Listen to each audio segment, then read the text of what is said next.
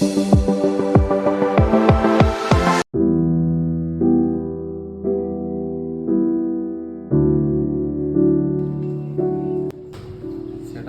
പ്രശ്നം കേട്ടാൻ പോകുന്നത് അനീറ്റ എൻ്റെ അമ്മയാണ്. മെഡിസിനുള്ള പൈസ ഇപ്പോൾ എൻ്റെ ഇല്ല. ചേട്ടൻ എന്തെങ്കിലും ഒന്ന് ചെയ്യണം.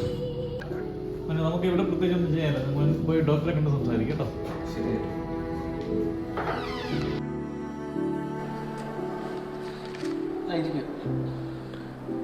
ഡോക്ടറെ, ഞാനിപ്പോൾ ഓപ്പറേഷന് വേണ്ടി കയറ്റാൻ പോകുന്ന അനീറ്റയുടെ മോനാണ്. അനീറ്റയുടെ മോനാണ്.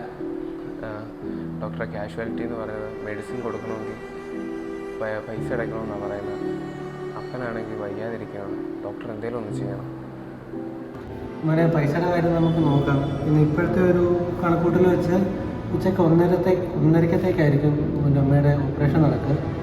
നമുക്ക് ദൈവത്തിൽ വിശ്വസിക്കാം, എന്ത് സംഭവിക്കാൻ നോക്കാം. പൈസ വൈകിട്ടത്തേക്കൊന്ന് അറേഞ്ച് ചെയ്യാൻ നോക്ക്. എന്തായാലും നമുക്ക് ഓപ്പറേഷൻ നടത്താം.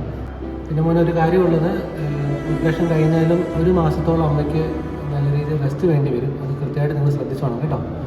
നമുക്ക് ഓപ്പറേഷൻ കഴിഞ്ഞ് നോക്കാം. പൈസ അറേഞ്ച് ചെയ്യുന്നു.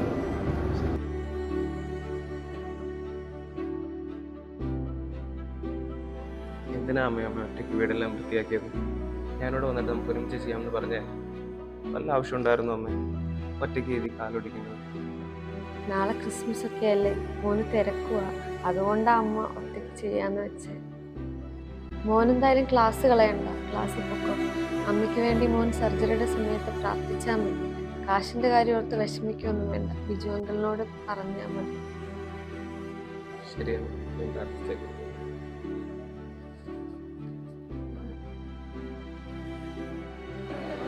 എന്താണ് നീ ഇങ്ങനെ വിഷമിച്ചിരിക്കുന്നത്? അമ്മയൊന്ന് വീണു, ഹോസ്പിറ്റലാണ്. പൈസയൊന്നും സെറ്റായിട്ടില്ല. എന്നാ ചെയ്യണമെന്ന് അറിയാതിരിക്കും. നീ വിഷമിക്കാതിരിക്കും. എന്താണെങ്കിലും ഇന്ന് വെള്ളിയാഴ്ചയാണ്. അവിടെ CSMന്റെ ഇന്റർസെക്ഷണറി പ്രയർ ഒക്കെ ഉണ്ട്. നമുക്ക് അവിടെ പോയി അത് കൂടാം. എടാ, നീ കേൾക്കും, എനിക്ക് പറ്റത്തില്ല. ഞാൻ വരുന്നില്ല. ഞാൻ വെളിയിരുന്നോളാം. നീ കയറിക്കോ. ഓക്കെടാ.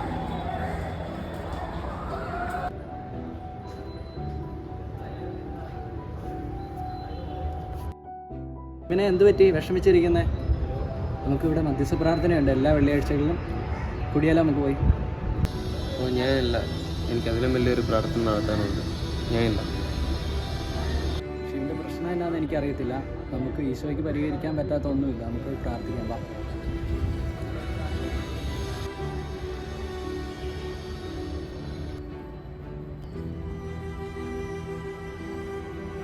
ഈശോയുടെ അതിദാരുണമായ പീഡാസഹനത്തെ പ്രതി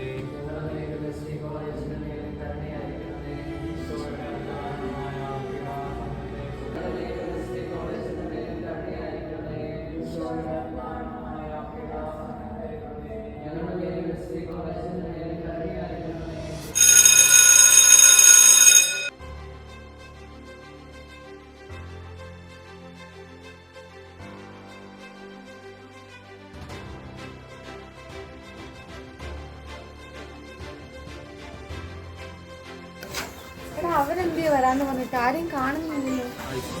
അവരെല്ലാരും വിളിച്ചിട്ടുണ്ട്. കാശിവിനെ വാടാ, ഞങ്ങൾ എത്തിയടാ.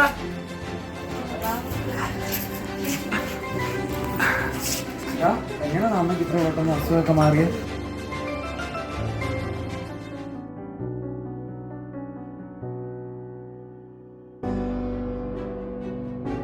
എനിക്ക് നമുക്ക് ഒരുമിച്ച് പോകാം.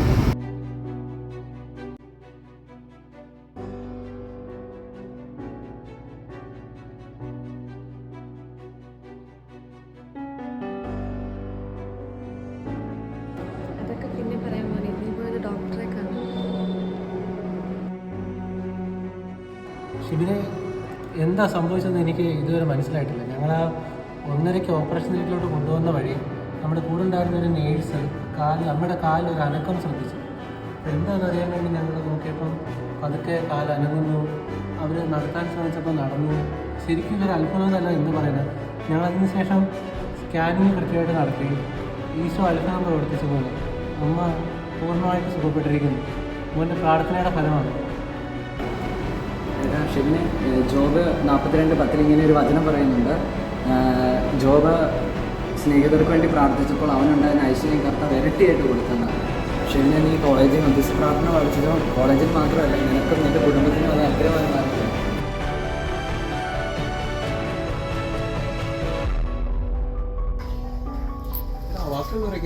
എടാ അവരെ വന്നിട്ടുണ്ടോ? ഞങ്ങളെ വിളിച്ചിട്ട് വരാം. എല്ലാവരും പാടാ, വാ കേക്ക് കുറിക്കാം.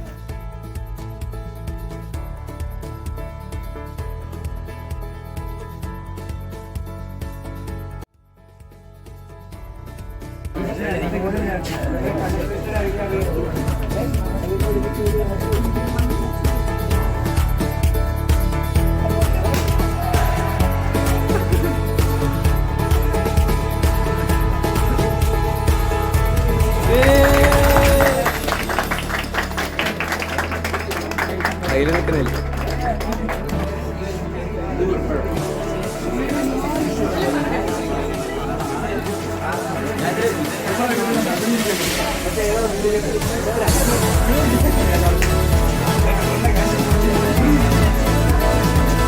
This is Nuhrat